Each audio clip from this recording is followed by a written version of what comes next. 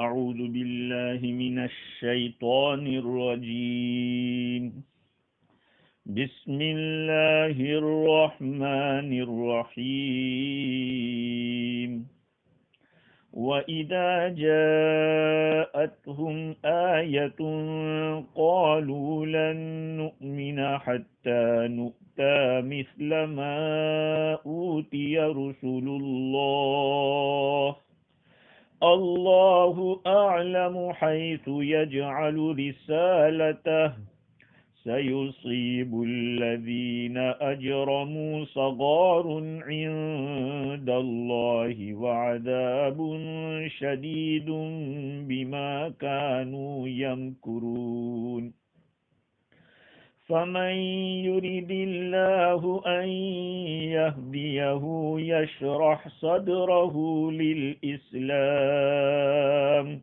وَمَن يُرِدْ أَن يُضِلَّهُ يَجْعَلْ صَدْرَهُ ضَيِّقًا حَرَجًا كَأَنَّمَا يَصَّعَّدُ فِي السَّمَاءِ كَذَلِكَ يَجْعَلُ اللَّهُ الرِّجْسَ عَلَى الَّذِينَ لَا يُؤْمِنُونَ صدق اللہ العظیم۔ معزز سامعین، بزرگوں، پیارے بھائیوں، کل گزشتہ یہ گفتگو چل رہی تھی کہ کفار مکہ حضور اکرم صلی اللہ علیہ وسلم پر جیسے جیسے آیت نازل ہوتی تھی وہ لوگ انکار کرتے تھے اور حد دھرمی سے یوں کہتے تھے کہ ہم تو اس وقت ایمان لائیں گے جبکہ ہمارے پاس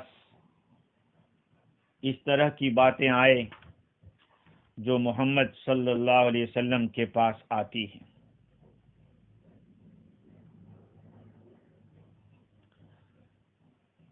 اور یہ بات بھی پہلے عرض کی جا چکی ہے کہ ابو جہل نے ایک مرتبہ کہا تھا کہ بنو عبد مناف سے ہم نے ہر محاذ پر مقابلہ کیا جس میں کبھی ہم ان سے پیچھے نہیں رہے، لیکن اب یہ جو نبوت کی بات آئی ہے کہ آپ کہہ رہے ہیں کہ میں نبی ہوں اللہ کا،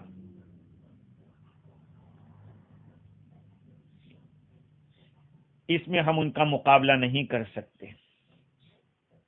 اور پھر ابو جہل نے قسم کھا کر کہا تھا کہ ہم کبھی ان کا اتباع نہیں کریں گے جب تک کہ خود ہمارے پاس ایسی ہی وحی آنے نہ لگے جیسے ان کے پاس آتی ہے۔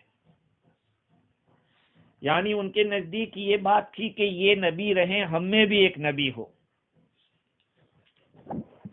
شرکت ہو جاوے۔ دو نبی ہونے میں ان کو کوئی تکلیف نہیں تھی، تکلیف اس میں تھی کہ یہ ایک نبی ہیں اور ہم میں سے کوئی نبی نہیں۔ اب سوال یہ ہے کہ جو لن نؤمن حتی نؤتی مثل ما اوتی رسول اللہ، ہم ہرگز ایمان نہیں لائیں گے یہاں تک کہ ہم کو بھی وہ اسی کے مانند دے دیا جائے جو اللہ کے رسولوں کو دیا گیا۔ مفسرین میں سے کچھ حضرات اس بات کی طرف گئے ہیں، جیسے کہ ضحاک ہے، ان کا فرمانا یہ ہے کہ ان میں سے ہر ایک یہ چاہتا تھا کہ اس کے پاس وحی آئے اور پیغمبری آوے، جیسے کہ قرآن مجید میں سورہ مدثر میں اللہ تعالیٰ فرماتے ہیں بل يريد كل امرئ منهم ان يؤتى صحفا منشرة، بلکہ ان میں سے ہر ایک آدمی یہ چاہتا ہے کہ اس کو پھیلایا ہوا صحیفہ دے دیا جاوے. یہ حضرت ضحاک فرماتے ہیں کہ ہر ایک چاہتا تھا کہ وحی و رسالت کے ساتھ وہ مخصوص ہو. بعض مفسرین نے، بلکہ دوسرے مفسرین ہیں، وہ یہ فرماتے ہیں کہ خاص لوگوں نے اس طرح کی بات کہی تھی، جیسے کہ ولید ابن مغیرہ، اس نے رسول اکرم صلی اللہ علیہ وسلم سے عرض کیا تھا کہ لو كانت النبوۃ حقا لكنت اولى بها منك لاني اکبر منك سنا واکثر مالا وولدا.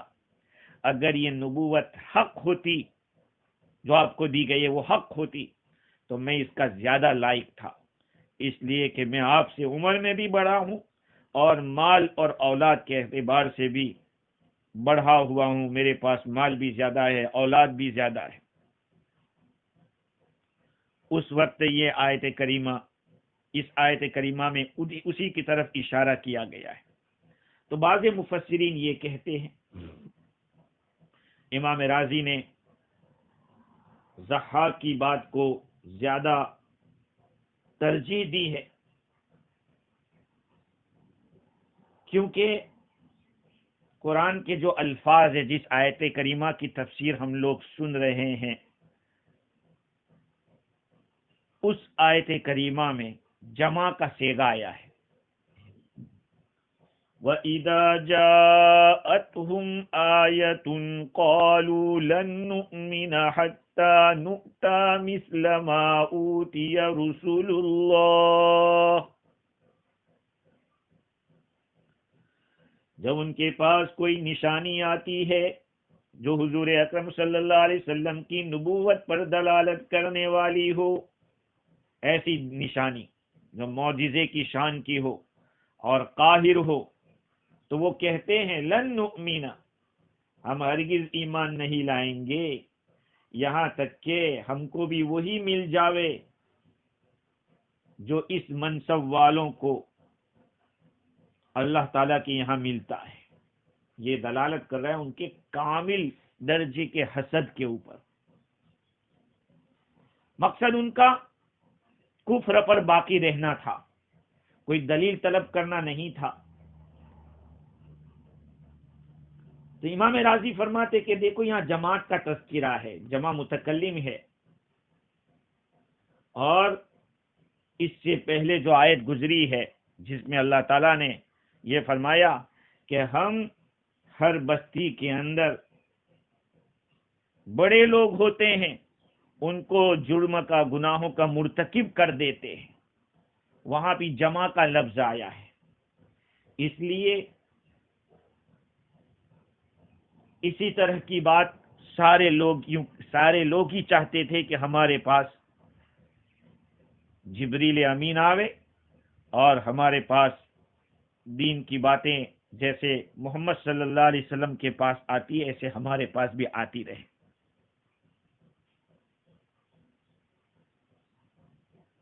رسول اللہ کا لفظ یہاں پہ جمع کا استعمال کیا، حالانکہ بات تو حضور اکرم صلی اللہ علیہ وسلم کی تھی، اللہ کے رسول صلی اللہ علیہ وسلم پر ایمان لانے کی بات تھی.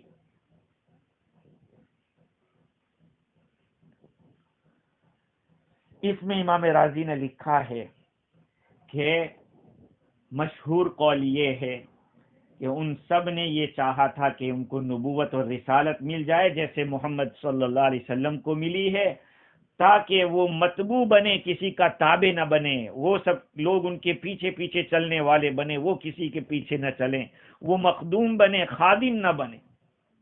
اور دوسرا قول حسن سے، مفسر حسن رحمۃ اللہ علیہ سے منقول ہے، ابن عباس رضی اللہ تعالیٰ عنہما نے فرمایا کہ قرآن مجید کی جب کوئی بھی آیت آتی تھی جس کے اندر ان کو حضور صلی اللہ علیہ وسلم کا اتباع کرنے کا حکم ملتا تو وہ اس طرح کی بات کرتے تھے. یہ مشرکین عرب کی بات تھی. لن نؤمن لک حتی تفجر لنا من الارض ینبوعا، ہم ہرگز ایمان نہیں لائیں گے جب تک کہ آپ زمین سے چشمہ نہ نکال دیں ہمارے لیے. 15ویں پارے میں تفصیل کے ساتھ ہے. تو یہ ابو جہل ہے، اسی طرح سے ولید ابن مغیرہ ہے، یہ سب کے نام اس طرح سے لیے جاتے تھے کہ اللہ کی طرف سے ان لوگوں کی طرف آوے. کچھ خاص لوگوں کے نام تھے. تو لوگوں نے نبوت نہیں مانگی تھی کہ ہم کو نبی بنا دو، بلکہ انہوں نے تو یہ مانگا تھا کہ یہ نشانیاں ہمارے پاس آوے، یہ معجزات ہمارے پاس آوے، جیسے اگلے نبیوں کے پاس معجزات آئے تھے، اور وہ معجزات ایسے ہو جو محمد صلی اللہ علیہ وسلم کی نبوت کے صحیح ہونے پر دلالت کرتے. لیکن محققین نے وہ پہلا قول زیادہ راجح قرار دیا ہے کہ ان میں سے ہر ایک چاہتا تھا. آگے اللہ تعالیٰ نے فرمایا، جواب دیا ان کا، اللہ اعلم حیث یجعل رسالتہ، اللہ تعالیٰ خوب جانتا ہے کہ رسالت کہاں رکھی جاوے. اللہ تعالیٰ ہی جانتا ہے کہ اپنی نبوت اور رسالت کس کو عطا کرے. یعنی ان بیوقوفوں نے اپنی جہالت سے یہ سمجھ رکھا ہے کہ نبوت اور پیغمبری کوئی خاندانی شرافت یا قوم کی سرداری یا مالداری کے ذریعے حاصل کی جاتی ہے، حالانکہ نبوت اللہ تعالیٰ کی خلافت کا عہدہ ہے جس کا حاصل کرنا کسی کے اختیار میں نہیں. کتنے ہی کمالات حاصل کر لینے کے بعد بھی کوئی آدمی اپنے اختیار سے یا اپنے کمال کے اپنی ڈگری کے زور سے نبوت اور رسالت حاصل کر لے، ایسا نہیں ہو سکتا. وہ تو عطا الہی ہے، جس کو چاہتے ہیں وہ عطا فرماتے ہیں. یہ کوئی اختیاری چیز نہیں ہے جس کو علمی کمالات یا عملی کمالات کے ذریعے یا مجاہدہ و ریاضت کے ذریعے حاصل کیا جا سکے. کوئی شخص مقامات ولایت میں کتنے ہی اونچے درجے پہ ہو جاوے لیکن نبوت حاصل نہیں کر سکتا. وہ محض فضل خداوندی ہے جو خداوندی علم و حکمت کے ماتحت خاص بندوں کو دیا جاتا ہے. میں ایک بات بار بار کہتا رہتا ہوں کہ نبوت و رسالت کے اندر سلیکشن ہوتا ہے. اب تو حضور اکرم صلی اللہ علیہ وسلم کے بعد تو سوال ہی نہیں، کسی قسم کا سوال ہی نہیں کیا جا سکتا کسی کے کہ کیا نبوت کی دلیل ہے. آقا صلی اللہ علیہ وسلم آخری نبی، خاتم الانبیاء. امام ابو حنیفہ رحمۃ اللہ علیہ نے تو یہاں تک لکھا کہ کسی نے اگر نبوت کا دعویٰ کیا تو اس کو یہ پوچھنا بھی کفر ہے کہ تیرے پاس دلیل کیا ہے، کیونکہ آقا صلی اللہ علیہ وسلم کے بعد کسی قسم کے نبی کا کوئی تصور ہی نہیں ہو سکتا. تو اللہ تعالیٰ نے جن نبیوں کو نبوت دی ہے وہ اللہ نے اپنے فضل سے دی ہے. ہاں، یہ منصب رسالت کثرت مال، کثرت اولاد یا کثرت اسباب یا کثرت تعداد اس سے نہیں حاصل ہوتا. یہ تو فضائل نفسانیہ ہے، نفوس قدسیہ کے اوپر اللہ تعالیٰ کی طرف سے محض اس کے فضل و کرم اور اس کی جود و سخا سے اللہ تعالیٰ ان لوگوں کو عطا فرماتا ہے جن کی استعداد اللہ نے کامل بنائی ہے، کامل بنائی ہے. وہ اللہ جانتا ہے. اللہ صلاحیت کس میں کچھ بھی ہو، اللہ چاہتا ہے جسے اسی کو عطا فرماتا ہے. اور بعض حضرات نے فرمایا کہ استعداد ذاتی کی بھی کوئی ضرورت نہیں، بلکہ اللہ اپنی رحمت سے جس کو چاہے اس کے اوپر اللہ تعالیٰ وہ نبوت و رسالت عطا فرماتے، وہی استعداد بھی پیدا فرما دیتے. ہاں، اتنا ضرور ہے کہ اللہ تعالیٰ کی عادت ہے کہ ہر قوم میں سے جس کسی کو اللہ نے نبی بنایا ہے وہ اس قوم کا اشرف اور یعنی شرافت، طبیعت کے اندر شرافت اور طبیعت کے اندر پاکیزگی ہوتی ہے. یہ ہے نبوت اور رسالت کوئی کسبی چیز نہیں ہے، بلکہ اگر آگے چل کے یہ بھی کہا جائے کہ ولایت بھی حق سبحانہ و تعالی ہی کے جذب سے اللہ جسے نوازتا ہے اسی کو ملتی ہے. جیسے کہ تفسیر روح البیان میں لکھا ہے کہ نبوت اختصاص الہی ہے اور عطائی ہے، کوئی کسبی چیز نہیں ہے. بادشاہت جیسے محنت سے مال سے آدمی لے لیتا ہے، بلکہ تفسیر روح البیان میں تو ولایت کو بھی کہا کہ جیسے بادشاہ کا وزیر جو ہوتا ہے، وہ وزیر بعض خاص مجاہد کی طرح ہوتے ہیں، ہر مجاہد نہیں ہوتا وہاں تک پہنچ جائے وزیر بن جاوے، بلکہ اللہ سبحانہ و تعالی جیسے دنیا کے اندر بادشاہ اپنے خاص لوگوں کو اپنے سوچ سے رکھتا ہے اور صلاحیتوں کو دیکھ کر رکھتا ہے، علامہ حقی نے لکھا کہ ولایت بھی اللہ تعالیٰ ہی اپنے فضل سے عطا فرماتے۔ اس پہ ایک واقعہ انہوں نے لکھا ہے، وہ میں نقل کرتا ہوں۔ یمن کے مشائخ میں سے ایک شیخ ایک دن مقام زبید سے اہواز کے ساحل کی طرف نکلے، آپ کے ساتھ اس شیخ کے ساتھ ایک ان کا شاگرد بھی تھا۔ راستے میں چلتے گزر رہے تھے تو مکئی کا جو پودا ہوتا ہے، جس کا سوٹا ہوتا ہے لکڑی، دیکھی آپ نے، شاگرد سے فرمایا کہ اس کو لے لو، ایک لے لیا، مرید نے کیا، اٹھا لیا اس کو۔ اب وہ تعجب کر رہا ہے کہ شیخ کیوں اس طرح سے مجھے اٹھوا رہے ہیں، یہ لے لو، پتہ نہیں شیخ کا ارادہ کیا ہے۔ اس نے شیخ سے کچھ کہا نہیں، یہاں تک کہ ایک جگہ مقام ثنا ہے، وہاں پر پہنچے تو آپ نے لوگوں سے کہا کہ جو لوگ وہاں موجود تھے ان سے فرمایا کم یاکلون المیتات ویشربون المسکرات ولا یعرفون الصلوات، ارے لوگ کتنے مردوں کو کھائیں گے اور نشیلی چیزوں کو پیئیں گے اور نمازوں سے غفلت برتیں گے۔ تو دیکھتے ہیں کہ وہاں کچھ لوگ ہیں، پی رہے ہیں، نشہ کر رہے ہیں، کھیل رہے ہیں اور مست ہے گانے کے اندر، باجے بجانے کے اندر۔ شیخ نے شاگرد سے فرمایا کہ جاؤ اس لمبے بوڑھے کو لے آؤ جو ان میں ہے، جو طبلے بجا رہا تھا۔ شاگرد گیا اور کہا کہ آپ کو شیخ بلا رہے ہیں، تو اس نے جو طبلہ تھا اپنے گردن میں سے نکالا اور پھینکا اور شیخ کے پاس گیا، شیخ کے سامنے کھڑا تھا۔ شیخ نے اپنے شاگرد سے فرمایا کہ اس کو پیٹو، وہ جو لکڑی لائے تھے اس سے مارو۔ جیسے کہ شراب کی جو حد ہے، اتنی لکڑیاں اس کو ماری گئی، اس بوڑھے کو۔ اور پھر اس شیخ نے اس سے فرمایا کہ جاؤ ہمارے آگے آگے چلو، یہاں تک کہ سمندر تک پہنچے۔ شیخ نے اس کو حکم دیا، اس بڈھے کو، کہ اپنے کپڑے دھوو، غسل کرو، اور طریقہ بتایا وضو کا اور سب چیزیں بتائی۔ پھر فرمایا کہ نماز کیسے پڑھیں گے، نماز پڑھائی۔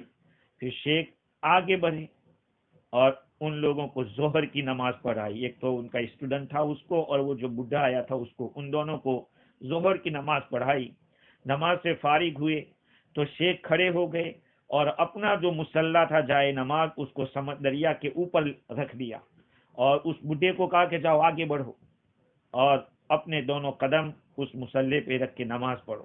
وہ پانی پہ چلا اور آنکھوں سے اوجھل ہو گیا۔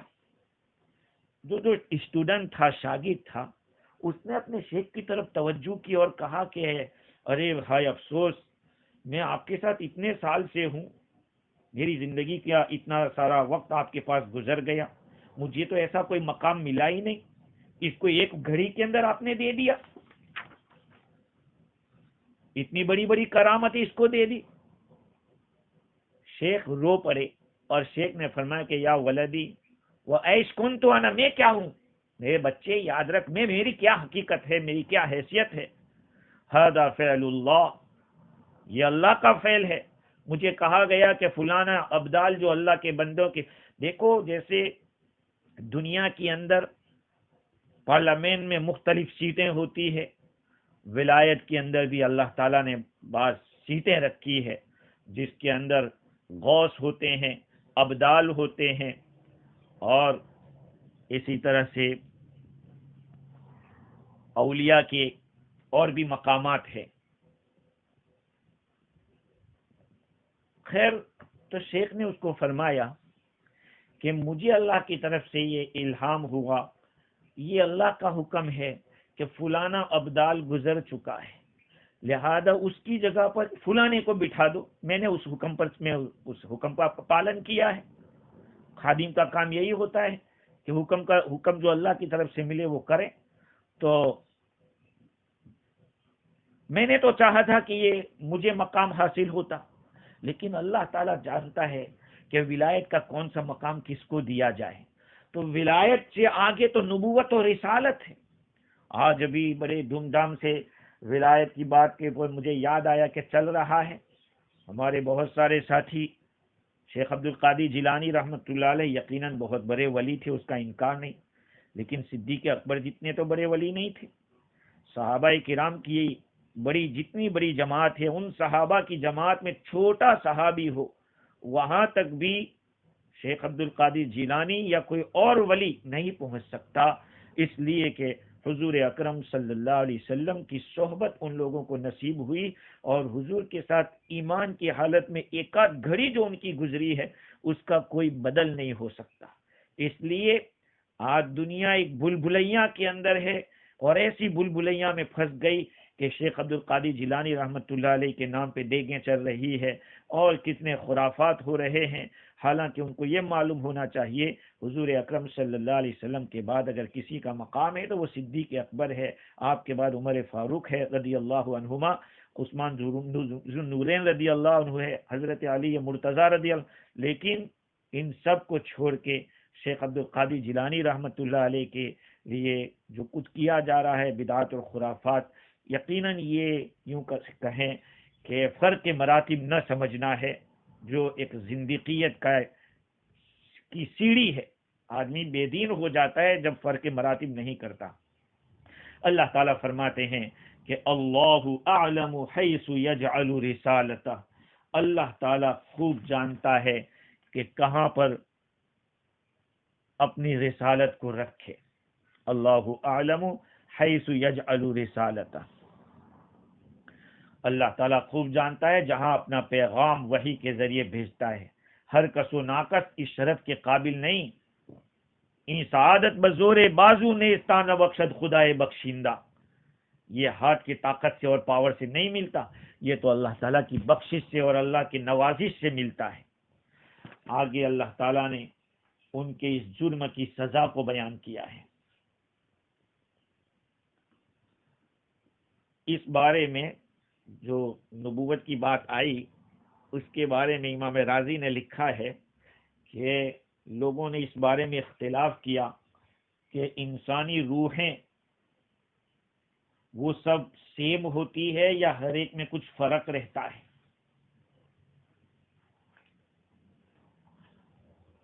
تو انہوں نے اس بارے میں دو قول لکھے۔ ایک قول تو یہ ہے کہ تمام روحیں برابر ہوتی ہے، لیکن نبوت و رسالت کا حاصل ہونا، کسی کو ملنا کسی کو نہ ملنا، یہ اللہ تعالیٰ کی طرف سے اعزاز اور احسان ہے اور اس کا تفضل ہے۔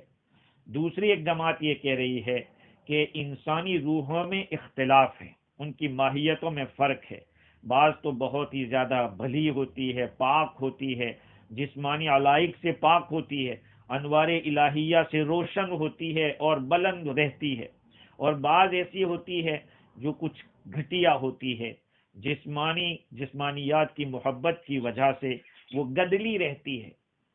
تو جب پہلی قسم نہیں ہوگی تو اس کے اندر وحی اور رسالت کو قبول کرنے کی صلاحیت نہیں ہوگی۔ اب اس کے اندر تھوڑا اختلاف رہے گا، اللہ نے جس کو نبوت سے نوازا، رسالت سے نوازا، اللہ نے اپنے حکمت سے دیا، ان میں بھی فرق رکھا اللہ تعالیٰ نے۔ بعض انبیاء کرام کو بڑے طاقتور معجزات ملے اور ان کو ماننے والے کم رہے، بعض ایسے تھے کہ جن کے پاس ایک ہی معجزہ ہے یا دو معجزات، لیکن ان کے پیچھے چلنے والی بہت بڑی جماعت رہی۔ بعض انبیاء ایسے تھے جن کے یہاں نرمی غالب تھی، بعضوں کی یہاں شدت تھی۔ تو یہ ایک لمبی بحث ہے۔ اللہ تعالیٰ نے اس آیت کریمہ کو یہاں پہ جو بیان کیا، اللہ اعلم حیث یجعل رسالتہ، ان لوگوں کے جواب کے اندر اللہ نے فرمایا ہے۔ تو جواب کیسے بنے گا؟ امام رازی نے لکھا کہ یہ ایک بہت باریک بات ہے، وہ یہ ہے کہ جس آدمی کے اندر نبوت اور رسالت کے اعلی مقام کے اوپر اللہ پہنچاتا ہے، جو نبی ہونے والے ہوتے ہیں یا رسول ہونے والے ہوتے ہیں، ان میں تو سب سے بڑی کم سے کم یہ بات ہوتی ہے کہ ان کے اندر مکاری نہیں ہوتی، ان کے اندر غداری نہیں ہوتی، ان کے دلوں میں کھوٹ نہیں ہوتی اور حسد نہیں ہوتا۔ یہ امام رازی نے لکھا، کیونکہ وہ لوگ کہتے تھے کہ لن نؤمن حتی نؤتی مثل ما اوتی رسول اللہ، ہم تو ایمان نہیں لائیں گے ہرگز یہاں تک کہ ہمارے پاس ہم کو بھی وہ چیز دی جائے، ایسی چیز دی جائے جو رسول اللہ کو دی گئی ہے۔ تو یہی تو ان کا مکر تھا، حسد تھا، غدر تھا۔ جب یہ چیز تھے تو پھر نبوت اور رسالت کیسے مل سکتی ہے ان ساری برائیوں کے ساتھ؟ تو اللہ تعالیٰ نے واضح کر دیا کہ یہ نبوت والی اور رسالت والی باتوں کا خواب دیکھ رہے ہیں، حالانکہ ان کے اندر ایسی برائیاں پڑی ہوئی ہے۔ تو اب کیا ہوگا؟ سزا ملنی چاہیے جب آدمی مستحق نہیں ہے اور ایسی چیزیں مانگ رہا ہے۔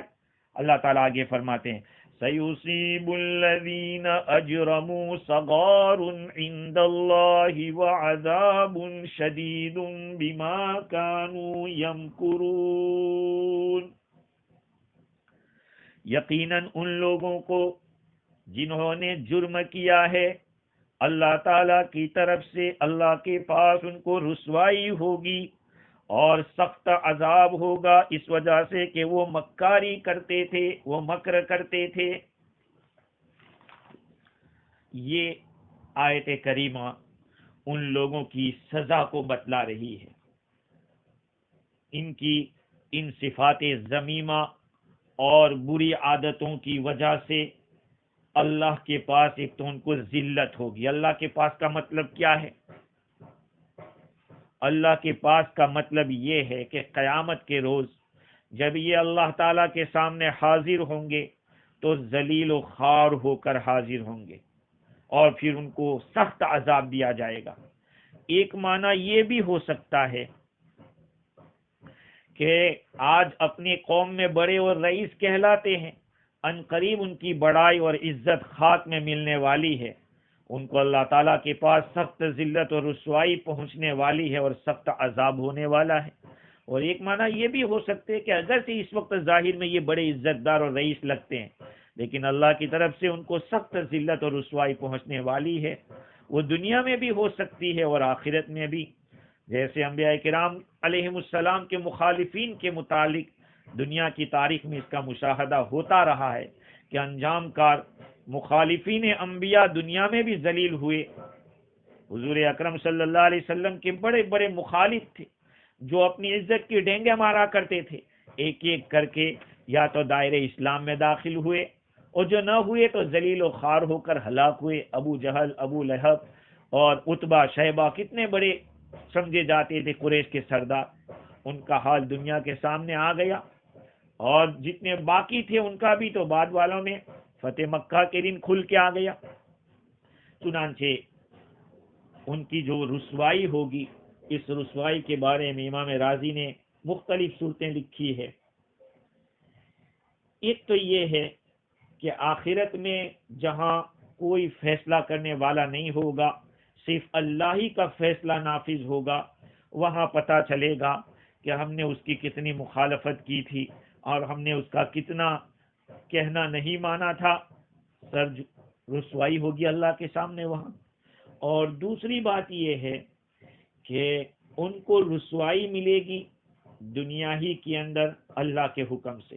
آخرت کی رسوائی میں ایک شکل حافظ ابن کثیر رحمۃ اللہ علیہ نے اپنی تفسیر میں یہ بھی لکھی ہے، بخاری شریف اور مسلم شریف کی حدیث ہے، نبی اکرم صلی اللہ علیہ وسلم نے ارشاد فرمایا اذا جمع اللہ الاولین والآخرین یوم القیامہ، جب اللہ تعالیٰ قیامت کے دن اولین و آخرین کو جمع فرمائیں گے تو یرفع لکل غادر لواء، ہر غدر کرنے والے کا ایک جھنڈا ہوگا، جو بھی غدر کرنے والا ہوگا اس کا ایک جھنڈا ہوگا، تو کہا جائے گا ہذہ غدرۃ فلان ابن فلان، یہ فلاں فن بلانے کی غدر ہے، ان کی غداری ہے۔ الگ الگ جھنڈے ہوں گے۔ حضرت ابن کثیر رحمۃ اللہ علیہ فرماتے ہیں کہ حکمت اس میں یہ ہے کہ دنیا میں جو کچھ بھی انہوں نے غدر کیا تھا وہ تو پوشیدہ تھا، اللہ کے سوا کوئی اس پر مطلع نہیں ہو سکتا تھا۔ قیامت کے دن یہ جھنڈا ان کا پھیلایا جائے گا اور بلند کیا جائے گا، جس کے اوپر اس آدمی کا نام لکھا ہوگا، جو اس نے کیا ہوگا وہ لکھا ہوگا۔ تو دنیا میں غداری یا غدر کیا تھا چھپا چھپا کے، آخرت میں اس کو بالکل اوپن کر دیا جائے گا۔ دیکھو اللہ تعالیٰ نے اس آیت کریمہ کے اندر ان لوگوں کو جو عذاب دیا جائے گا اس کو کس انداز میں بیان کیا۔ امام راضی نے اس پر تفصیل کرتے ہوئے لکھا، سَيُصِيبُ الَّذِينَ أَجْرَمُوا صَغَارٌ عِندَ اللَّهِ وَعَذَابٌ شَدِيدٌ بِمَا كَانُوا يَمْكُرُونَ۔ صغار اور عذاب، یہ دو لفظ یہاں پر آئے ہیں۔ صغار کے معنی ہے ذلت اور رسوائی، تو پہلے رسوائی کو بیان کیا اور بعد میں عذاب کو بیان کیا۔ دو چیزیں کیوں بیان کی؟ اس لیے کہ پہلے بھی یہ بات میں عرض کر چکا ہوں کہ اللہ تعالیٰ کی طرف سے یا تو ثواب ملتا ہے یا عقاب ملتا ہے۔ عقاب دو چیزوں کا نام ہوتا ہے، ایک تو اس کے اندر رسوائی بھی ہو اور نقصان بھی ہو۔ ثواب بھی دو طرح کا ہوتا ہے، تعظیم بھی ہو اور نفع بھی ہو۔ ثواب بھئی چوہے کو گھر کے اندر کپڑے کاٹتا ہے، کھا جاتا ہے، چیزوں کو بگاڑتا ہے چوہا، تو اس کو ہم سزا دیتے ہیں۔ ایک سزا تو یہ کہ زہر والی روٹی کر کے ڈالتے ہیں، اب پھنس جاتا ہے تو اس کو باہر پھینک دیتے ہیں۔ تو بظاہر تو لگ رہا ہے کہ ہم تعظیم کر رہے ہیں کہ اس کو گھی لگا کے دے رہے ہیں، لیکن اس کے پیچھے کیا ہے؟ نقصان ہے۔ اللہ تعالیٰ کی طرف سے جو سزا ملے گی اس میں رسوائی بھی ہوگی اور اس کے ساتھ ساتھ نقصان بھی ہوگا۔ تو پہلے نقصان کو بیان کیا اس لیے کہ انہوں نے نبی کریم صلی اللہ علیہ وسلم کی اطاعت کرنے سے منہ موڑا تھا، حضور کی اطاعت سے سرکشی کی تھی۔ کیوں کی تھی؟ اس لیے کہ عزت اور شرافت کو حاصل کرنے کے لیے تو اللہ تعالیٰ نے ان لوگوں کی جو مطلوب چیز تھی عزت اور اعزاز، اس کے مقابلے کی جو چیز تھی اس کو پہلے بیان کیا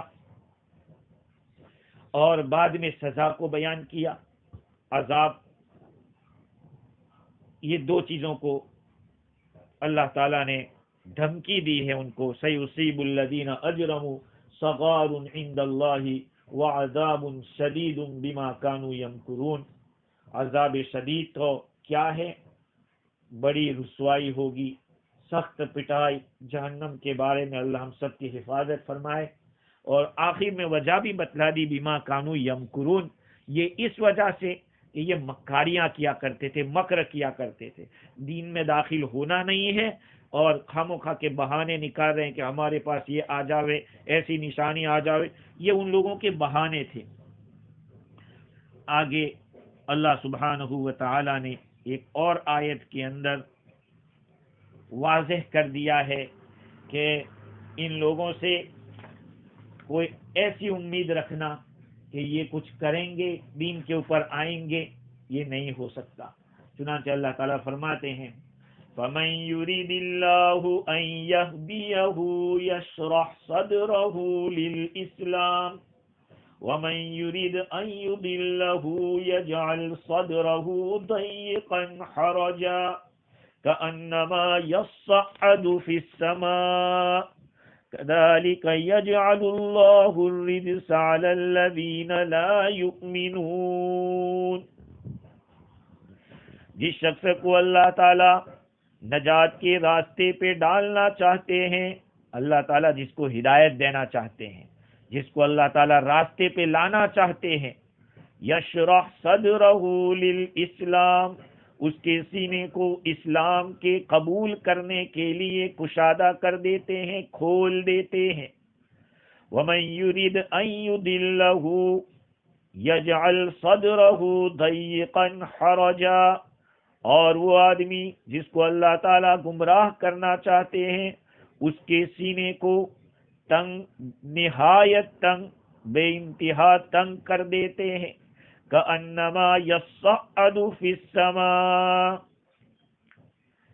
گویا کہ وہ آسمان میں جیسے کہ کوئی آسمان میں چڑھنا چاہتا ہو. كذلك يجعل الله الرجس على الذين لا يؤمنون. اسی طرح اللہ تعالیٰ ایمان نہ لانے والوں پر پھٹکار ڈالتے ہیں. اللہ تعالیٰ اسی طرح سے عذاب لاتے ہیں ان لوگوں پر جو ایمان نہیں رکھتے. یہ آیت کریمہ امام راضی نے لکھا ہے کہ اس آیت کریمہ سے پتہ چلتا ہے گمراہی اور ہدایت یہ اللہ کی طرف سے ہے. گمراہی اور ہدایت یہ اللہ تعالی کی طرف سے ہے. جیسے کہ اہل سنت والجماعت کا یہ عقیدہ ہے اچھائی اور برائی سب اللہ تعالی کی طرف سے ہے.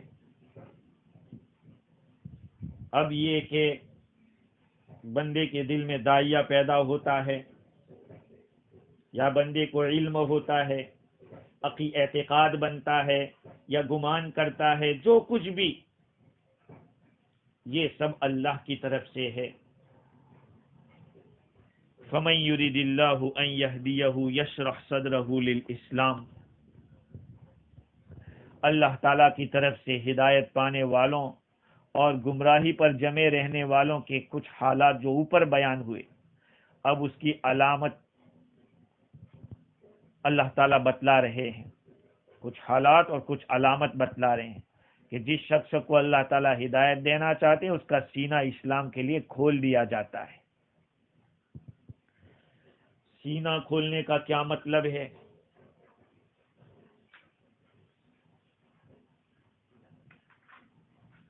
اور ہدایت کا کیا مطلب ہے؟ جس کو اللہ ہدایت دینا چاہتے ہیں اس کا سینہ کھولتے ہیں. تو ہدایت سے کیا مراد؟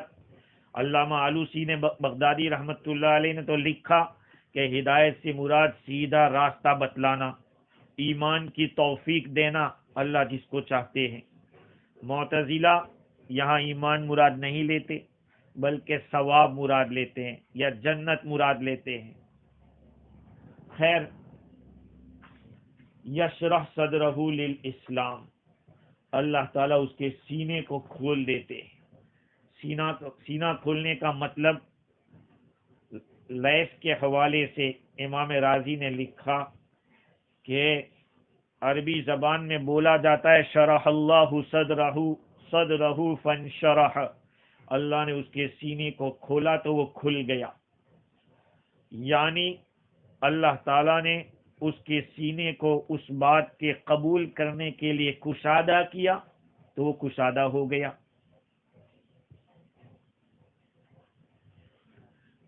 امام راضی لکھتے ہیں کہ لیث کا شرح صدر کی تفسیر سینے کو کشادہ کرنے سے کرنا اس میں کوئی شک نہیں ہے،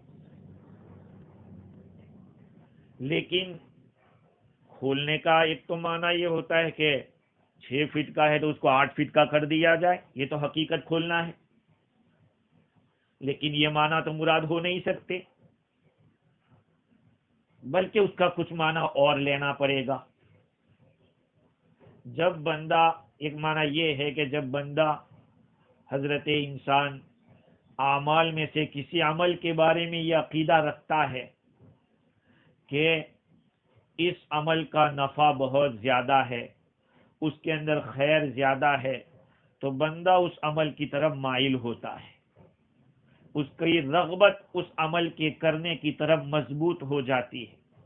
جب مضبوط ہو جاتی ہے تو دل کے اندر ایک استعداد پیدا ہوتی ہے اس کام کو کرتے رہنے کی. اسی کو کہتے ہیں کہ اس کا سینہ کھل گیا ہے.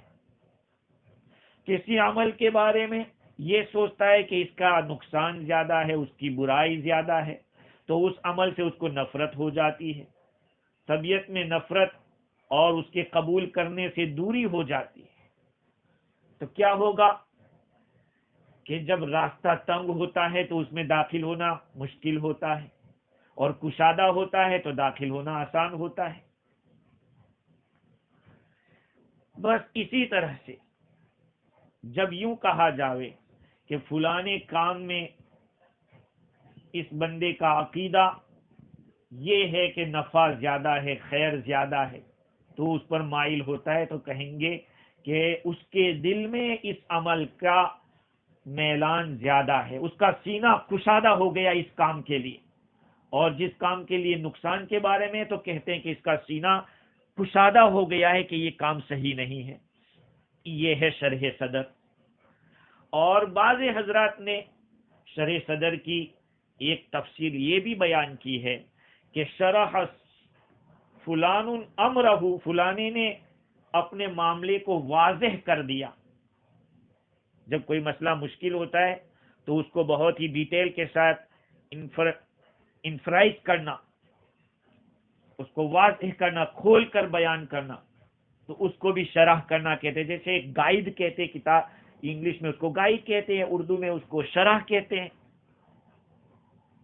تو شرح کا مطلب، لفظ شرح یہ خاص نہیں ہے حق کے ساتھ، یہاں پر وہ اسلام کے بارے میں بھی شرح صدر کا لفظ آیا ہے، اور کفر کے لیے بھی شرح کا لفظ آیا ہے۔ شرح کے معنی کھولنا، واضح کرنا، اوپن کرنا۔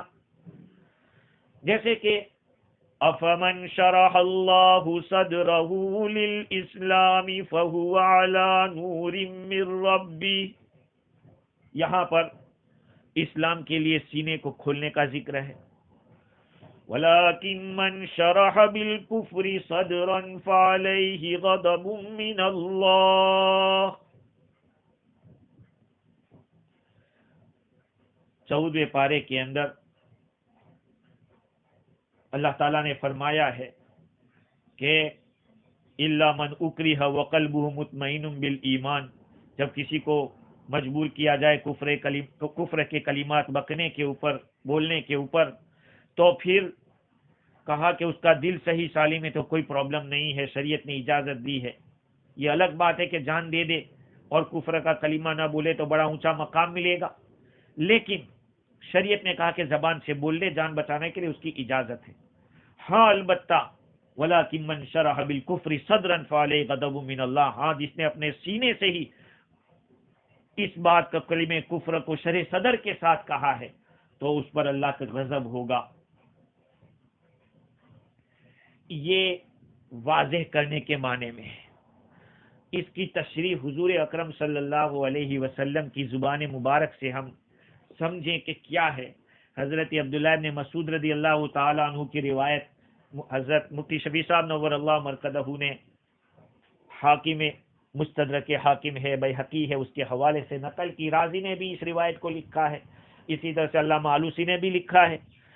فرماتے ہیں حضرت عبداللہ بن مسعود رضی اللہ تعالیٰ عنہ کہ جب یہ آیت نازل ہوئی تو صحابہ کرام نے رسول اکرم صلی اللہ علیہ وسلم سے یہ پوچھا تھا، کیف الشرح یا رسول اللہ، شرح کیسے ہوگا یا اللہ کے رسول، سینے کا کھلنا کس طرح سے ہوگا؟ اور امام راضی نے لکھا ہے کہ کیف یشرح اللہ صدرہ، حضور نے سے پوچھا کہ اللہ تعالیٰ سینے کو کیسے کھولے گا؟ حضور اکرم صلی اللہ علیہ وسلم نے فرمایا یقذف فیہ نورا حتی ینفسح وینشری، کہ اس کے دل میں روشنی اللہ تعالیٰ ڈالتے ہیں، نور ڈالتے ہیں، یہاں تک کہ وہ کھلتا ہے اور منشرح ہو جاتا ہے۔ تو حضور اکرم صلی اللہ علیہ وسلم سے پوچھا گیا کہ هل لذلك من آیت یعرف بها یا رسول اللہ، یا اللہ کے رسول صلی اللہ علیہ وسلم، کیا اس کے لیے کوئی نشانی ہوتی ہے جس سے پتہ چلتا ہو کہ اس کا شرح صدر ہو گیا ہے یا نہیں ہوا ہے؟ علامہ آلوسی اس روایت کو لکھتے ہیں، فرماتے ہیں فقال علیہ الصلاۃ والسلام، حضور اکرم صلی اللہ علیہ وسلم نے فرمایا الانابۃ الی دار الخلود والتجافی عن دار الغرور والاستعداد للموت قبل لقاء الموت، یہ نشانی ہے کہ بندہ دار الخلود کی طرف رجوع کرتا ہے، آخرت کی طرف اس کی توجہ بڑھ جاتی ہے، یعنی آخرت کا شوق ہوتا ہے، دنیا سے نفرت ہو جاتی ہے۔ اور والتجافی عن دار الغرور، اس دھوکے کے گھر سے وہ دور، دنیا سے دوری اختیار کرتا ہے۔ والاستعداد للموت، موت کی تیاری کرتا ہے موت کے آنے سے پہلے۔ یہ حضور اکرم صلی اللہ علیہ وسلم نے نشانیاں بتائی. یہ ہے.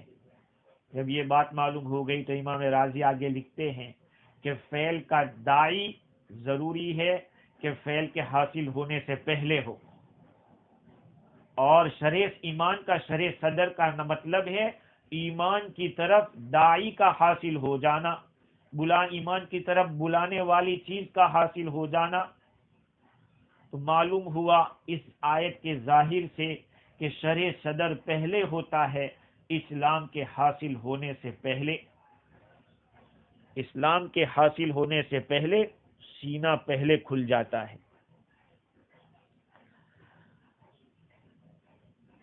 امام میں تفسیر قلبی نے لکھا ہے، بیان کیا، جس کو مفتی شفیع صاحب رحمۃ اللہ علیہ فرماتے ہیں کہ اس کا دل تنگ ہونے کا مطلب یہ ہے وَمَن يُرِدِ اللَّهُ أَن يُضِلَّهُ وَمَن يُرِدْ أَن يُضِلَّهُ، جس کو اللہ تعالیٰ گمراہ کرنا چاہتے ہیں اس کا سینہ تنگ کر دیتے ہیں. تنگ ہونے کا مطلب ہے کہ اس میں حق اور بھلائی کے لیے کوئی راستہ نہیں رہتا. یہ مضمون حضرت فاروق اعظم رضی اللہ تعالیٰ عنہ سے بھی منقول ہے.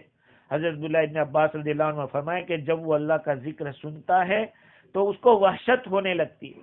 جب کفر و شرک کی باتیں سنتا ہے تو ان میں دل لگتا ہے. ہوتا ہے اس طرح کی باتیں، ہوتی ہے اس طرح کی باتیں، جیسے کہ بعض دفعہ جنات ناپاک بازے لوگوں کو لگتے ہیں تو ان کی رغبت بڑھ جاتی ہے گندی چیزوں کی طرف، اور بعض پاک جن ہوتے ہیں، صحیح ہوتے ہیں، تو اس وقت اس آدمی کے پاس ذرا بھی گندگی ہوتی ہے تو وہ نفرت کرتا ہے. بھائی ایسے ہی ایمان اور کفر کا مسئلہ ہے. جب شرع صدر ہو جاتا ہے تو ایمان کی ساری باتیں اترتی چلی جاتی. دیکھو صحابہ کرام کو اللہ تعالیٰ نے کیسا شرع صدر عطا فرمایا تھا. اسی لیے آپ غور و فکر کریں گے آقا صلی اللہ علیہ وسلم کے سامنے صحابہ کرام نے بہت کم سوالات کیے ہیں. حضور اکرم صلی اللہ علیہ وسلم کی صحبت اور بلا واسطہ حضور کی شاگردی کے لیے جو صحابہ منتخب ہوئے تھے ان کو اسلامی احکام میں شبہات اور وساوس کم سے کم پیش آئے. ساری عمر میں صحابہ کرام نے جو سوالات پیش کیے ہیں وہ گنے چنے تھے، اور اس کی وجہ یہی تھی کہ آقا صلی اللہ علیہ وسلم کی فیض صحبت سے اللہ تعالیٰ کی عظمت و محبت کا گہرا نقش ان کے دلوں میں بیٹھ گیا تھا، جس کے سبب ان کا شرح صدر بہت مضبوط ہو گیا تھا. ان کے قلوب خود بخود حق اور باطل کا معیار بن گئے تھے. حق کو آسانی کے ساتھ فوراً قبول کرتے، باطل ان کے دلوں میں راہ نہیں پاتا. پھر جو رسول اکرم صلی اللہ علیہ وسلم کے مبارک زمانے سے دوری ہوتی چلی گئی، شکوک و شبہات نے راستہ پانا شروع کر دیا، عقائد کے اختلافات پیدا ہو گئے. بس بات یہ ہے کہ اختلافات اور شکوک و شبہات کے دور کرنے کے لیے یہ ایک نسخہ ہے. آج پوری دنیا شکوک اور شبہات میں ڈوبی ہوئی ہے. کیا ہوگا؟ ایسے واٹس ایپ کے اوپر اور الیکٹرانک میڈیا کے اوپر ایسی باتیں آتی ہے کہ آدمی داوا ڈول ہو جاتا ہے. عقائد کے بارے میں اس کو بہت ہی زیادہ تزلزل کا شکار ہو جاتا ہے کہ کیا ہوگا. اس کے لیے یہی راستہ ہے، اللہ تعالیٰ سے شرح صدر مانگا جائے. ایک نبی اللہ تعالیٰ سے شرح صدر مانگتے ہیں. حضور اکرم صلی اللہ علیہ وسلم کو یہ دعا مانگنے کی تلقین فرمائی، رب اشرح لی صدری، میرے لیے میرے سینے کو کھول دے، یا اللہ میرا سینہ کھول دے. تو یہ راستہ اللہ تعالیٰ نے بتایا ہے، شرح صدر اللہ سے مانگا جائے. صحابہ کرام نے اور اسلاف امت نے یہی طریقہ اختیار کیا کہ اللہ تعالیٰ کی قدرت کاملہ اور اس کے انعام کا استحضار کرے، اور استحضار کر کے اللہ کی محبت، اللہ کی عظمت اپنے دل میں پیدا کرے. جب اللہ تعالیٰ کی عظمت پیدا ہوگی تو شبہات خود بخود کافور اور دور ہو جائیں گے. یہ ہے اللہ تعالیٰ فرماتے ہیں کہ وَمَن يُرِدْ أَن يُضِلَّهُ يَجْعَلْ صَدْرَهُ ضَيِّقًا حَرَجًا، جس کو ہم گمراہ کرنا چاہتے ہیں اس کے سینے کو ہم تنگ کر دیتے ہیں. یہ حرجہ کا جو لفظ ہے عربی زبان کے اندر، بلکہ قرآت کے اندر دو طرح پڑھا گیا ہے. حریجن بھی پڑھا گیا اور حرجن بھی پڑھا گیا۔ حریجن کے معنی گنہگار کے آتے ہیں، ایک کتاب میں نے دیکھا حرج کے معنی عاصم، اور امام رازی نے لکھا کہ اس کے ایک معنی ہے حرج ہے تو ضیق یعنی تنگ، اور فا کے ساتھ ہے تو وہ حرجتن کی جمع ہے۔ حرجہ اس جگہ کو کہتے ہیں جہاں پہ بہت زیادہ درخت ہو، اتنے درخت ہو کہ جس میں کوئی جانور بھی گھس نہ سکتا ہو۔ چنانچہ اس معنی کو ثابت کرنے کے لیے مفسر واحدی کے حوالے سے رازی نے لکھا، دو حکایتیں ہیں اس باب میں۔ ایک عبید ابن عمیر کی روایت ہے حضرت عبداللہ ابن عباس رضی اللہ تعالیٰ عنہما کی کہ آپ نے یہ آیت کریمہ پڑھی، پھر آپ نے فرمایا حل ہا ہنا احد من بنی بکر، کیا بنو بکر کا کوئی آدمی ہے یہاں پر؟ ایک آدمی نے کہا کہ ہاں، تو آپ نے فرمایا کہ مل حرجۃ فیکم، تمہاری زبان کے اندر حرجہ کس کو کہتے ہیں؟ اس آدمی نے جواب دیا الوادی الکثیر الشجر المشتبک الذی لا طریق فی، المشتبک الذی لا طریق فی، وہ ایسی ویلی کو کہتے ہیں جس میں بہت زیادہ درخت ہو، ایسا جال ہو کہ جس میں کوئی راستہ ہی نہ ہو۔ ابن عباس رضی اللہ عنہ نے فرمایا کذالک قلب الکافر، کافر کا دل بھی ایسا ہی ہوتا ہے۔ اور دوسری ایک روایت واحدی نے ابو سلط ثقفی کے حوالے سے لکھی، حضرت عمر بن خطاب رضی اللہ تعالیٰ عنہ نے اس آیت کریمہ کو پڑھا، پھر آپ نے فرمایا ائتونی برجل من کنانہ جعلوہ راعیا فاتوا بہ، کہ قبیلے کنانہ کا ایک آدمی ہے یہاں، اس کو لے آؤ، وہ چرواہا تھا جس کو وہاں مقرر کیا تھا، لے آئے۔ حضرت عمر رضی اللہ تعالیٰ عنہ سے فرمایا یا فتى مل حرجۃ فیکم، کہ تمہارے یہاں حرجہ، حرجہ یا حرجہ یہ دو لفظ ہے، کہ یہ کیا ہے تمہارے یہاں؟ اس نے کہا کہ فینا الشجرۃ تحدث فیہا الاشجار فلا یصل الیہا راعی ولا وحشی، ایسی جگہ جہاں ایسا درخت جس میں مختلف قسم کے درخت جھاڑ جھنکار اتنی پیدا ہو گئی ہو کہ جہاں نہ کوئی چرنے والا جا سکتا ہو، نہ کوئی وحشی جانور جا سکتا ہو۔ حضرت عمر رضی اللہ تعالیٰ عنہ نے فرمایا کذالک قلب الکافر لا یصل الیہ شیء من الخیر، اسی طرح سے کافر کا دل ہوتا ہے جس کے اندر کوئی خیر نہیں پہنچ سکتی، خیر نام کی چیز وہاں نہیں پہنچ سکتی۔ اللہ تعالیٰ نے اس آیت میں اس کو ایک مثال کے ساتھ سمجھایا، کس طرح سے کہ جس آدمی کو اللہ گمراہ کرنا چاہتے ہیں اس کے سینے کو اتنا تنگ کر دیتے ہیں، اتنا تنگ کر دیتے ہیں کہ کأنما یصعد فی السماء، جیسے کہ آسمان میں چڑھنے والا آدمی جو آسمان میں چڑھ رہا ہو، اس طرح کا۔ مطلب یہ ہے کہ جو آدمی کسی چیز کے کرنے پر قادر نہ ہو اس وقت اس طرح کہا جاتا ہے۔